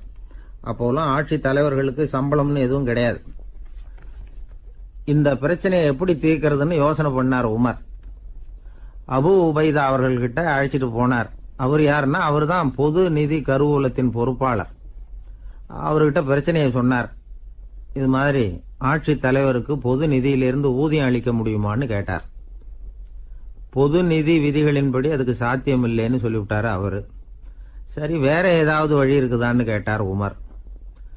அபு உபைதா கொஞ்சம் யோசனை பண்ணி பார்த்தார். அப்புறமா சொன்னார், மக்காவிலிருந்து மதீனாவுக்கு குடிபெயர்ந்து வந்த அகதிகளுக்கு நிதி உதவி அளிக்கிறதுக்கு விதிகள்ல இடம் இருக்கு. அப்படி பார்த்தா அபூபக்கரும் அகதி தானே, அதனால எல்லா அகதிகளுக்கும் கொடுக்கறது மாதிரியே அவருக்கும் ஒரு தொகை அளிக்கலாம்னார். கலீஃபா அபூபக்கருக்கு இந்த அகதி உதவி தொகையைத்தான் கொடுத்துட்டு வந்தாங்களாம். குடும்ப செலவுக்கு அது போதுமானதா இல்ல. இருந்தாலும் கலீஃபாங்கிறதுக்காக மற்ற அகதிகளை விட அதிகமா தொகையை பெற அவர் விரும்பல. மார்பு பக்கம் கிழிஞ்சிருந்த ஒரு மேலாடையை தான் அவர் அணிஞ்சிருந்தார். அவருடைய துணைவியார் அஸ்மா, அவங்க ஒரு நாள் தேன் அருந்த ஆசையா இருக்குன்னாங்களாம். நமக்கு கிடைக்கிற ஊதியம் குடும்ப செலவுக்கே போதுமானதா இல்லையே, இந்த நிலையில தேன் வாங்கறதுக்கு காசுக்கு நான் எங்க போவேன் இருக்காரு அவரு. கொஞ்ச நாள் கழிச்சு அவங்க ஒரு தொகையை அவர்கிட்ட கொடுத்து தேன் வாங்கிட்டு வர சொன்னாங்களாம். இவருக்கு ஆச்சரியம், ஏது இந்த பணம்னு கேட்டிருக்காரு. நீங்க தினமும் குடும்ப செலவுக்காக கொடுத்துக்கிட்டு வந்த பணத்துல கொஞ்சம் கொஞ்சமா மிச்சப்படுத்தி வச்சேன்னாங்களாம். அபூபக்கர் அந்த பணத்தை எடுத்துக்கிட்டு நேரா பொது நிதி கருவூல பொறுப்பாளர்கிட்ட போனார். இந்த பணத்தை பொது நிதியில சேர்த்துருங்க, இது அதிகப்படியா எனக்கு தரப்பட்டு வந்த ஊதியம், அடுத்த மாசத்துல இருந்து இந்த தொகையை குறைச்சிங்கன்னு வேற சொல்லிவிட்டாராம். பசியை தணிக்க தேவையான அளவு உணவு, ஒரு ஜோடி உடை, இதை தவிர கூடுதலா மக்கள் பொது நிதியிலிருந்து வாங்கிக்கிறதுக்கு என் குடும்பத்தாருக்கு உரிமை இல்லை அப்படின்னு சொல்லி கண்டிப்பா சொல்லிவிட்டாராம். அவர் வாங்கிட்டு வந்த இந்த குறைந்த ஊதியம் கூட அவர் மனசை உறுத்திக்கிட்டே இருந்தது. கடைசி நேரம் அவர் தம்முடைய மகள் ஆயிஷா அவர்களை அழைச்சார். மகளே, இதுவரைக்கும் பொது நிதியிலிருந்து நான் வாங்கிட்டு வந்த தொகை என்னுடைய இதயத்துல பாரமா அழுத்திக்கிட்டு இருக்கு, என் தோட்டத்தை விற்று அதில் வர்ற பணத்திலிருந்து நான் இது வரைக்கும் வாங்கிட்டு வந்த ஊதிய தொகையை கணக்கு போட்டு பொது நிதியில் சேர்த்து விடு அப்படின்னாராம். பதவி ஏற்கிறதுக்கு முன்னாடி தன்கிட்ட இருந்ததை விட இப்போ கூடுதலாக என்ன சொத்து இருக்குன்னு பார்த்துருக்கார். ஒரு ஒட்டகம், ஒரு கோப்பை, ஒரு பணியாள். இதையும் அடுத்தபடியா கலீஃபாவா வர்றவர்கிட்ட ஒப்படைச்சிருங்க அப்படின்னு விட்டாராம். அதே மாதிரி அடுத்து வந்த உமர்கிட்ட ஒப்படைச்சாங்க. அப்போ உமர் சொன்னாராம், அபூபக்கரே, இந்த முன்மாதிரியால உங்களுக்கு பிறகு இந்த ஆட்சி பொறுப்பை ஏற்கிறவர்களை பெரும் நெருக்கடிக்கு ஆளாகி விட்டீங்க அப்படின்னு சொல்லி ரொம்ப கண் கலங்கினாராம். கடைசியா அபூபக்கர் தன்னுடைய குடும்பத்தாருக்கு விட்டு சென்ற சொத்து ஒரு படுக்கை விரிப்பு, ஒரு போர்வை, அவ்வளவுதான். இது சிந்திக்க வேண்டிய ஒரு செய்தி. ஒரு ஊர்ல ஒரு மன்னர் இருந்தாராம். அமைச்சர் அவர்கிட்ட சொன்னாராம், மன்னா, நம்ம ராஜ்யத்துல இனிமே லஞ்ச ஊழலே இருக்காதுன்னாராம். ஆஹா, அப்படின்னா ஊழல் பேர் வழிகளை எல்லாம் நாடு கடத்தியாச்சா அப்படின்னு கேட்டிருக்காரு மன்னர். இதுக்கு அவரு, அப்படி இல்லைங்க, இனிமே கொடுக்கறதுக்கு ஜனங்கள் கிட்ட பணமே இல்லை அப்படின்னாராம். இந்த உலகத்துல எல்லாருக்கும் மகிழ்ச்சி தரக்கூடிய ஒரு பொருள் எது? இது ஒரு முக்கியமான கேள்வி. இந்த கேள்விக்கு பொருத்தமான ஒரு பதிலை உங்களால சொல்ல முடியுமா? அதாவது கொஞ்சம் யோசிச்சு பார்த்தா பணம்னு சொல்லலாமா? இப்போ கையில் காசு இல்லாதவங்ககிட்ட ஒரு 10 ரூபாய் கொடுத்தா அது அவனுக்கு சந்தோஷத்தை கொடுக்கும். ஏற்கனவே வருமான வரி பிரச்சனையில் சிக்கி இருக்கிறவர்கிட்ட இன்னும் கொஞ்சம் பணம் இருந்தாங்கன்னு சொல்லி கொடுத்தோம்னா அது அவருக்கு சங்கடத்தை தான் கொடுக்கும். அதனால அந்த கேள்விக்கு பணம்ங்கிறது பொருத்தமான பதிலாக இருக்க முடியாது. கேள்வி என்னன்னா, இந்த உலகத்தில் எல்லாருக்கும் மகிழ்ச்சி தரக்கூடிய ஒரு பொருள் எது? சரி, இனிப்புன்னு சொல்லலாமா? ஏன்னா எல்லாருக்கும் இனிக்க தானே செய்யும். அதுலேயும் ஒரு சிக்கல் இருக்கு. சக்கரை வியாதிக்காரங்களுக்கு அது என்ன சந்தோஷத்தையா கொடுக்கும்? ஆக எல்லாருக்கும் வேறுபாடு எதுவும் இல்லாமல் மகிழ்ச்சியை கொடுக்கக்கூடியது வேற ஏதோ ஒன்று இருக்கு. அது என்னன்னு கண்டுபிடிக்கணும்.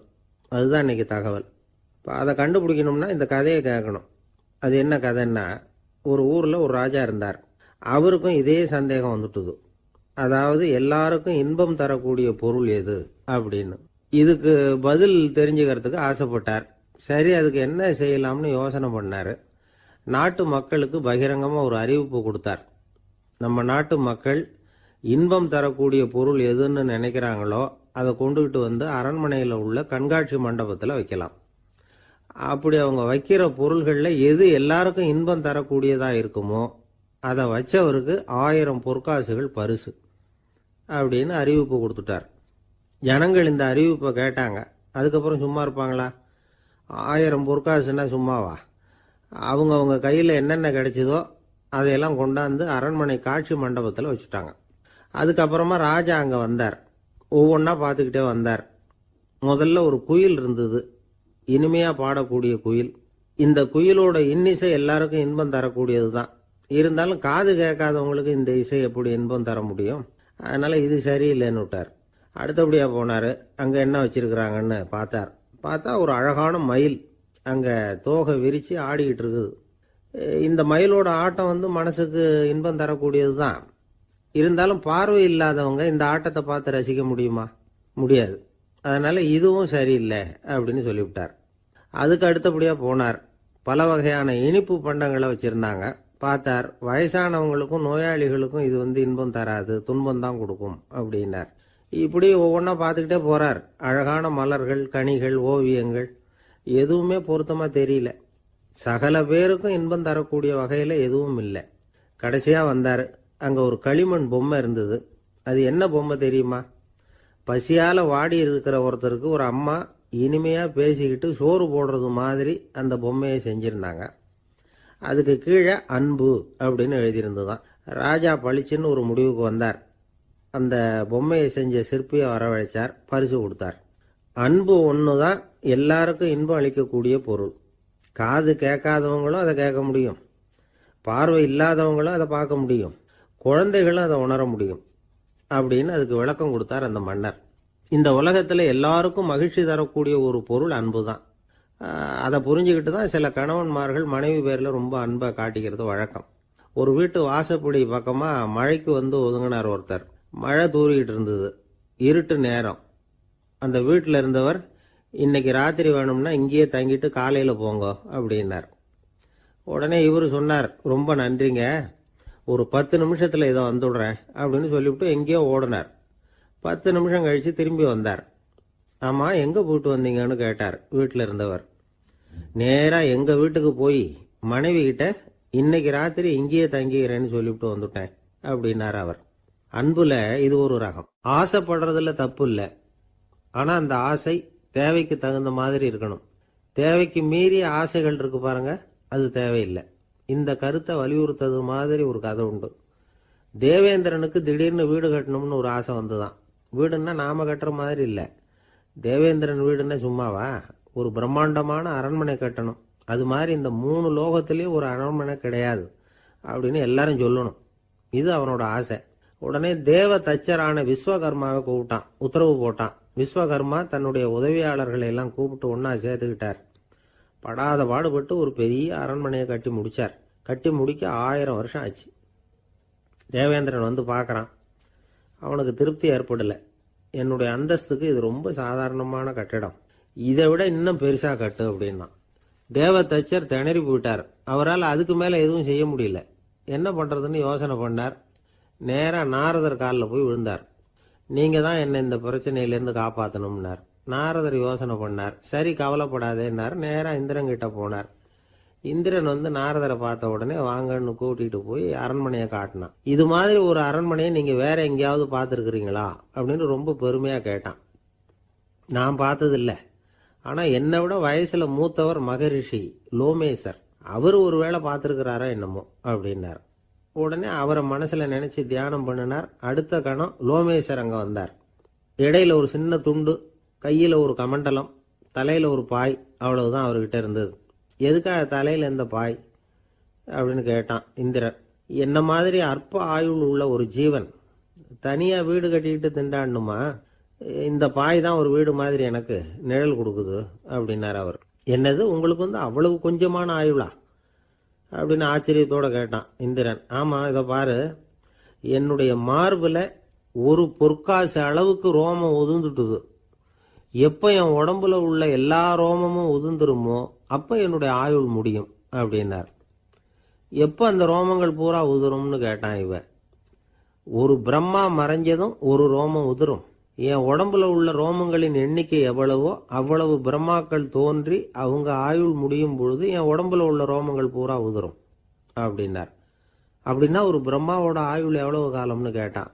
ஒரு பிரம்மாவுக்கு 100 தேவ வருஷம். ஒவ்வொரு தேவ வருஷத்துக்கும் 365 தேவ நாள். ஒவ்வொரு தேவ நாள்லையும் ஒன்ன மாதிரி 14 இந்திரர்கள் தோன்றி மறைகிறாங்க அப்படின்னு மகரிஷி லோமேசர் சொல்றார். இதை கேட்டதும் இந்திரன் ஆடி போயிட்டான். அவ்வளவு ஆயுள் உள்ள இவரே அற்ப ஆயுள்னு சொல்றார். நான் என்னுடைய ஆயுளை பெருசா நினைச்சுக்கிட்டு பிரம்மாண்டமான அரண்மனை கட்டணும்னு ஆசைப்படுறேனே அப்படின்னு நினைச்சான். எனக்கு வீடு கட்டின வரைக்கும் போதும்னு விட்டான். அதனால நாமெல்லாம் நம்முடைய தேவைக்கு தகுந்த மாதிரி ஆசைப்படுறது தான் நியாயம். ஆனால் அப்படியே நடந்துக்கிறோம். மனுஷன் வந்து கடவுளையே ஏமாத்தி காசி வாங்கிறதுக்குள்ள ஆசைப்படுறான். ஒரு தீக்குச்சி தீப்பெட்டியை பார்த்து கேட்டுதான், நாம 2 பேரும் தானே உரசிக்கிறோம், ஆனா நான் மட்டும் தீ பிடிச்சி எரிஞ்சு போறேன், நீ அப்படியே இருக்கிறிய அப்படின்னு தான். அதுக்கு தீப்பெட்டி சொல்லி இருக்குது, உனக்கு தலையில கணம் இருக்கு அதனால அழிஞ்சு போற அப்படின்னு தான். எப்படி இருக்கு பாருங்க இந்த பதில். தலையில கணம் உள்ளவங்க யாருமே சரியா இருக்க முடியாது. எவ்வளவு பெரியவங்களா இருந்தாலும் சரி, ரொம்ப கஷ்டம்தான் அது. கர்வம்ங்கிறது கூடவே கூடாது. இதை விளக்கறதுக்கு மகான் ஒருத்தர் ஒரு சம்பவத்தை சொல்றார். அர்ஜுனன் வந்து தீர்த்த யாத்திரை பண்ணானா. அப்போ தென்னிந்தியாவுக்கு வந்திருக்கிறான். ராமேஸ்வரத்துக்கு போனப்போ அங்க இலங்கைக்கு கல்லுலாம் அடுக்கி போடப்பட்டிருந்த பாலத்தை பார்த்தானா. ஒரு சின்ன குரங்கு அதுக்கு பக்கத்துல விளையாடிட்டு இருந்திருக்கு. அதை பார்த்துட்டு அர்ஜுனன் சிரிச்சிருக்கான். ஏன் சிரிக்கிறேன்னு கேட்டிருக்கு அந்த குரங்கு. ராமன் மிகச்சிறந்த வில் வீரன். அப்படி இருக்கிறப்போ அவன் வந்து இலங்கைக்கு அம்புகளாலேயே ஒரு பாலம் கட்டியிருக்கலாம். அதை விட்டுட்டு போயும் உன்ன மாதிரி குரங்குகளை துணையா வச்சுக்கிட்டு இப்படி ஒரு கருங்கல் பாலத்தை கட்டியிருக்கிறானே அப்படின்னு நானா. அம்புகளால பாலம் கட்ட முடியுமா அப்படின்னு கேட்டுதான் குரங்கு. ஏன் முடியாது, என்னால முடியுமேன்னு இருக்கான் அர்ஜுனன். அம்பால பாலம் கட்டலாம், இருந்தாலும் என்ன மாதிரி குரங்குகள் ஏறி நடந்தா அது தாங்குமா? அதனாலதான் ராமர் வந்து கருங்கல் பாலமே கட்டினார் அப்படின்றது குரங்கு சொல்லிச்சான். அப்படியே சொல்ற, நான் வேணும்னா இப்ப அம்புகளாலேயே ஒரு பாலத்தை கட்டுறேன், நீ அது மேல ஏறி நடந்து பார். பாலம் விழுந்துட்டுதுன்னா நான் தீ மூட்டி அதுல குதிச்சு உயிர் தியாகம் பண்ணி விடுறேன் அப்படின்னு நான் ரொம்ப கோபமா. உடனே அந்த சின்ன குரங்கு பெரிய உருவம் எடுத்துட்டுதான். கையில் கதையோட அர்ஜுனன் முன்னாடி நிற்கிறான் அனுமன். பார்த்தா, என்னுடைய தலைவர் ராமரையா இழிவா பேசுற, நீ இப்போ பாலம் கட்டு, நான் என்னுடைய பலத்தை காட்டுறேன் அப்படின்னு அனுமன். அர்ஜுனன் தன்னுடைய காண்டிபத்தை எடுக்கிறான், சரமாரியா அம்புகளை விடுறான். அதெல்லாம் ஒன்னோட ஒன்று கோத்துக்கிட்டு அப்படியே பாலம் மாதிரி நிற்கிது. அர்ஜுனன் தலை நிமிர்ந்து நின்னான். அனுமன் உயர கிளம்பி அங்கேருந்து பாலத்தில் பொத்துன்னு இறங்கினான். பாலம் அப்படியே நொறுங்கி போச்சு தூள் தூளா. என்ன அர்ஜுனா, இப்போ என்ன செய்ய போற அப்படின்னு நான் ஏளனமா. அர்ஜுனன் தலையை தொங்க போட்டுக்கிட்டான். சொன்னபடி தீ மூட்டி அதில் குதிக்கிறதுக்காக 3 தடவை சுற்றி வந்தான். அப்போ கிருஷ்ணர் அங்கே வந்தார். என்ன அர்ஜுனா, என்ன நடக்குது, என்ன இது அப்படின்னு ஒன்றும் தெரியாத மாதிரி கேட்டார். அர்ஜுனன் வாயை திறக்கிறதுக்கு முன்னாடி அனுமன் வாயை திறந்தான், நடந்ததை சொன்னான். அர்ஜுனன் சவால் விட்டபடி உயிர் திறந்தே ஆகணும்னா அனுமன். கிருஷ்ணர் யோசனை பண்ணார். நல்லது, இந்த சவால் விட்டதுக்கும் நடந்ததுக்கும் யார் சாட்சி? பெரியவர் ஒருத்தரை சாட்சியாக வச்சுக்கிட்டல்லவா நீங்கள் இந்த போட்டியை நடத்தியிருக்கணும் அப்படின்னார். அதனால் என்ன, இப்போ மறுபடியும் அந்த போட்டியை நடத்திவிட்டா போச்சு, என்னால் அந்த அம்பு பாலத்தை நொறுக்க முடியாதா அப்படின்னு அனுமன். சரி, இப்போ மறுபடியும் அது நடக்கட்டும்னார் கிருஷ்ணர். அர்ஜுனன் அம்பு பாலம் அமைச்சான். அனுமன் ஏறி குதிச்சான். பாலம் அசைஞ்சு கொடுக்கவே இல்லை, அவ்வளோ உறுதியாக இருக்கு. இப்போ அனுமன் தலையை குனிஞ்சுக்கிட்டான். அர்ஜுனன் நன்றியோட நிமிர்ந்து பார்த்தான். கிருஷ்ணருடைய தோள்கள்லேயும் முதுகள்லேயும் ரத்தம். என்ன சுவாமி, என்ன நடந்ததுன்னு நான் பதறி போய், உன் அம்பு பாலத்தை நான் தான் முட்டு கொடுத்து தாங்கிட்டு இருந்தேன். அனுமன் குதிச்சப்போ என் மேலே ஏற்பட்ட காயங்கள் இவை. பின்ன உன்னுடைய அம்பு பாலத்தினாலேயா பாலம் நின்னுதுன்னு நினைக்கிற அப்படின்னாரான். முதல்ல அர்ஜுனன், அப்புறம் அனுமன் 2 பேருக்குமே கர்வ பங்கம் ஆயிட்டு தான். அதாவது அவங்க கிட்ட இருந்த கர்வம் போயிட்டுது. யாரா இருந்தாலும் கர்வம் கூடாதுங்கிறத இதுல இருந்து நாம புரிஞ்சுக்கணும். இந்த காலத்துல நாமெல்லாம் எந்த விஷயத்துக்கெல்லாம் கர்வப்பட்டுக்கிட்டு இருக்கோம் தெரியுமா? 2 பெண்கள் தங்களுடைய கணவன்மார்களை பத்தி ரொம்ப பெருமையா பேசிக்கிட்டாங்களாம். அதுல ஒரு அம்மா சொல்லியிருக்கு, என் வீட்டுக்காரர்கிட்ட எந்த சப்ஜெக்ட் கொடுத்தாலும் சரி, அந்த விஷயத்தை பத்தி அழகா 1 மணி நேரம் பேசுவார் அப்படின்னாங்களாம். உடனே இன்னொரு அம்மா, அது என்ன பிரமாதம், என் வீட்டுக்காரருக்கு சப்ஜெக்டே தேவையில்லை, விஷயமே இல்லாம நாள் பூரா பேசிக்கிட்டு இருப்பார் அப்படின்னாங்களாம். ஆசைப்படுறதுல தப்பு இல்லை, ஆனா அந்த ஆசை தேவைக்கு தகுந்த மாதிரி இருக்கணும். தேவைக்கு மீறிய ஆசைகள் இருக்கு பாருங்க, அது தேவையில்லை. இந்த கருத்தை வலியுறுத்தது மாதிரி ஒரு கதை உண்டு. தேவேந்திரனுக்கு திடீர்னு வீடு கட்டணும்னு ஒரு ஆசை வந்துதான். வீடுன்னா நாம கட்டுற மாதிரி இல்லை. தேவேந்திரன் வீடுன்னா சும்மாவா, ஒரு பிரம்மாண்டமான அரண்மனை கட்டணும். அது மாதிரி இந்த 3 லோகத்திலயும் ஒரு அரண்மனை கிடையாது அப்படின்னு எல்லாரும் சொல்லணும். இது அவனோட ஆசை. உடனே தேவ தச்சரான விஸ்வகர்மாவை கூப்பிட்டான், உத்தரவு போட்டான். விஸ்வகர்மா தன்னுடைய உதவியாளர்களை எல்லாம் கூப்பிட்டு ஒன்னா சேர்த்துக்கிட்டார். படாத பாடுபட்டு ஒரு பெரிய அரண்மனையை கட்டி முடிச்சார். கட்டி முடிக்க 1000 வருஷம் ஆச்சு. தேவேந்திரன் பார்க்கறான். அவனுக்கு திருப்தி ஏற்படல. என்னுடைய அந்தஸ்துக்கு இது ரொம்ப சாதாரணமான கட்டிடம், இதை விட இன்னும் பெருசா கட்டு அப்படின்னா. தேவ தச்சர் திணறி போயிட்டார். அவரால் அதுக்கு மேல எதுவும் செய்ய முடியல. என்ன பண்றதுன்னு யோசனை பண்ணார். நேரா நாரதர் காலில் போய் விழுந்தார். நீங்க தான் என்ன இந்த பிரச்சனையிலேருந்து காப்பாற்றணும்னார். நாரதர் யோசனை பண்ணார். சரி, கவலைப்படாதேன்னார். நேரா இந்திரன் கிட்ட போனார். இந்திரன் நாரதரை பார்த்த உடனே வாங்கன்னு கூட்டிட்டு போய் அரண்மனையை காட்டினான். இது மாதிரி ஒரு அரண்மனையை நீங்க வேற எங்கேயாவது பார்த்துருக்கிறீங்களா அப்படின்னு ரொம்ப பெருமையா கேட்டான். நான் பார்த்ததில்ல, ஆனா என்னை விட வயசுல மூத்தவர் மகரிஷி லோமேசர், அவர் ஒருவேளை பார்த்துருக்கிறாரா என்னமோ அப்படின்னார். உடனே அவரை மனசுல நினைச்சு தியானம் பண்ணினார். அடுத்த கணம் லோமேசர் அங்க வந்தார்.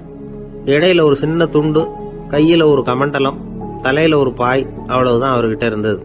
எதுக்காக தலையில இந்த பாய் அப்படின்னு கேட்டான் இந்திரன். என்ன மாதிரி அற்ப ஆயுள் உள்ள ஒரு ஜீவன் தனியா வீடு கட்டிக்கிட்டு திண்டாடணுமா? இந்த பாய் தான் ஒரு வீடு மாதிரி எனக்கு நிழல் கொடுக்குது அப்படின்னார் அவர்.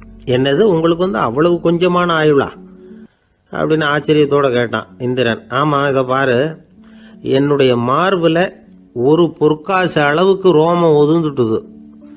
எப்ப என் உடம்புல உள்ள எல்லா ரோமமும் உதிர்ந்துருமோ அப்ப என்னுடைய ஆயுள் முடியும் அப்படின்னார். எப்ப அந்த ரோமங்கள் பூரா உதிரும்னு கேட்டான் இவன். ஒரு பிரம்மா மறைஞ்சதும் ஒரு ரோமம் உதிரும். என் உடம்புல உள்ள ரோமங்களின் எண்ணிக்கை எவ்வளவோ அவ்வளவு பிரம்மாக்கள் தோன்றி அவங்க ஆயுள் முடியும் பொழுது என் உடம்புல உள்ள ரோமங்கள் பூரா உதிரும் அப்படின்னார். அப்படின்னா ஒரு பிரம்மாவோட ஆயுள் எவ்வளவு காலம்னு கேட்டான். ஒரு பிரம்மாவுக்கு 100 தேவ வருஷம். ஒவ்வொரு தேவ வருஷத்துக்கும் 365 தேவ நாள்.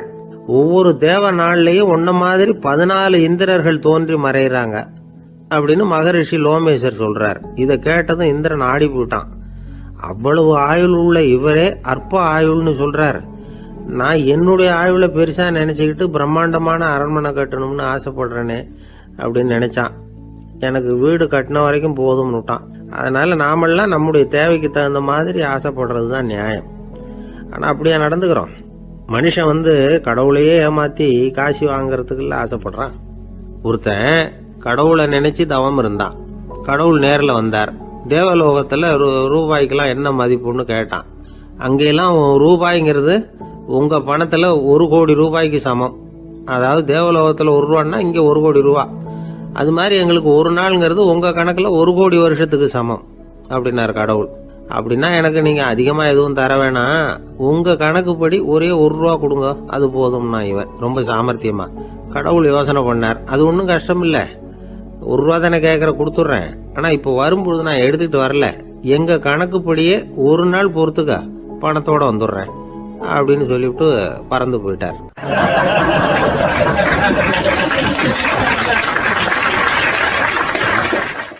ஒருத்தர் மனசுல நிம்மதி இல்லாம உட்கார்ந்திருந்தார். என்ன சார் விஷயம் அப்படின்னு விசாரிச்சேன். அகலக்கால் வச்சுட்டேன், அதுதான் அவதிப்படுறேன்னார். விவரமா சொல்லுங்கன்னு. வீடு கட்டணும்னு ஆரம்பிச்சேன், வேலை பாதியிலேயே நிக்குது, கையில பணம் இல்லை அப்படின்னார். இது மாதிரி ஆசாமிகள் பல பேரை நீங்க பார்த்துருக்கலாம். இவங்கெல்லாம் சுலபமா மன அழுத்தத்துக்கு ஆளாயிடுறாங்க. மன உளைச்சல், அதாவது ஸ்ட்ரெஸ் அப்படின்னு சொல்றோமே, அதுக்கு அடிப்படையான சில காரணங்கள் உண்டு. அதாவது மிகையாக திட்டமிடுதல் அப்படிங்கிறதும் ஒரு முக்கியமான காரணம்.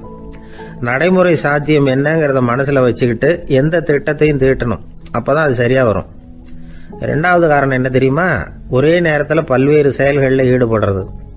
தொலைபேசியில பேசிக்கிட்டே கையில் இருக்கிற கடிதத்தை படிச்சுக்கிட்டே எதிரில் உட்காந்துக்கிட்டு இருக்கிறவருக்கும் அப்பப்போ பதில் சொல்லிக்கிட்டு மனசுல பல்வேறு சிந்தனைகளை அப்படியே ஓட விட்டுக்கிட்டு இருக்கிறது, இதுவும் மன அழுத்தத்தை உண்டாக்குது. 3வது காரணம், எதிலேயும் வெற்றி மட்டும் எதிர்பார்க்கிற ஒருதலைப்பட்சமான ஆர்வம். நாம தொட்டதெல்லாம் வெற்றியாவே முடியணும் அப்படின்னு எதிர்பார்க்கிறவங்க ஏதாவது ஒண்ணுல தோல்வியை கண்டா தோண்டு போயிடுறாங்க. எப்படியும் முடியலாம்ங்கிற எண்ணம் ஏற்கனவே நமக்குள்ள இருந்துட்டுதுன்னா அந்த அவஸ்தை வராது. அதனால அதுவும் நம்ம வளர்த்து கொள்ள வேண்டிய ஒரு குணம். மன உளைச்சல் ஏற்படுறதுக்கு இன்னொரு காரணம், எதையும் வேகமா செஞ்சுடணும் அப்படிங்கிற துடிப்பு. அந்த துடிப்பே மனசை அழுத்த ஆரம்பிச்சிடும். எந்த ஒரு காரியத்திலையும் தாமதமோ இடையூறோ ஏற்பட்டா அதை பொறுத்துக்கிற மனப்போக்கம் வேணும். அது இல்லாதவங்க அழுத்தத்துக்கு ஆளாயிடுறாங்க. சில பேர் வேலைன்னு எந்த நேரம் பார்த்தாலும் வேலையே கதின்னு கிடப்பாங்க.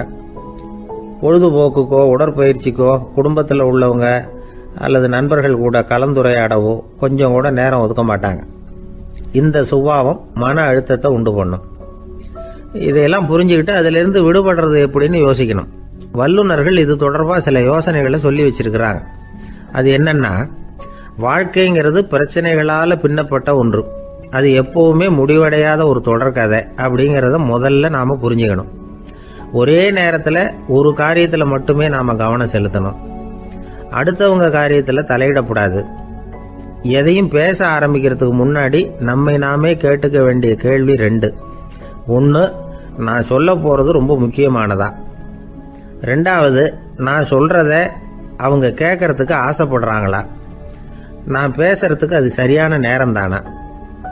இதை யோசிச்சு பார்த்ததுக்கு அப்புறம் எதையும் பேச ஆரம்பிக்கணும். முடிஞ்ச அளவுக்கு வளைந்து போகிற சுபாவத்தை வளர்த்துக்கணும். நம்ம நேரம் விலை மதிப்பு இல்லாதது, அதை வீணாக்கக்கூடாது.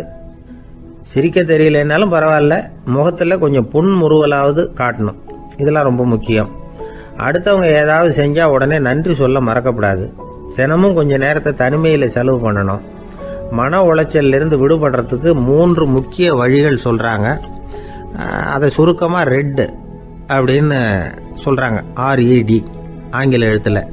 அந்த முதல் எழுத்து R, அது என்னன்னா ரிலாக்ஸேஷன், அதாவது இடை ஓய்வு. 2வது E எக்ஸர்சைஸ், உடற்பயிற்சி. 3வது டயட், திட்டமிட்ட உணவு முறை. அதனால